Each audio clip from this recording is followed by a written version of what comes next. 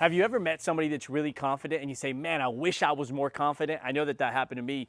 When I was getting involved in business, I said, man, I really wish I was more confident. I go up to a mentor and I ask him, how can I be more confident?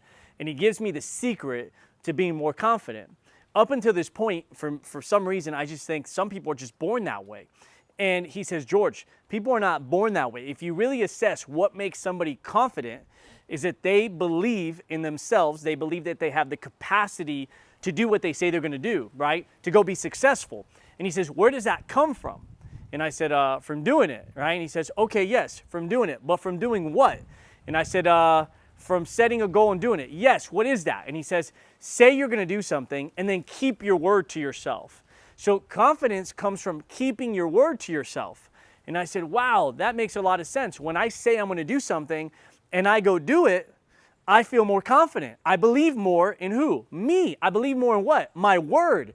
And so I said, man, this is powerful. So I start setting goals, right? At one point, my goal was small. I'm going to go get this many numbers today. I'm going to make this many calls. I'm going to run this many appointments for the week. Boom, I do it. Man, I believe. Guys, let me tell you, when you say you're going to do something, you do it. Now, all of a sudden, I start talking about keeping your word, being more confident, where confidence comes from. Why? Because I'm practicing that philosophy that if you keep your word to yourself, you end up believing in yourself, and the way that you see yourself is the way that other people will see you. So if you want to be more confident, start keeping your word to yourself in small things. Man, I'm going to wake up at this time. I'm going to work out. I'm going to do this at least 3 times a week. I'm going to finish that book.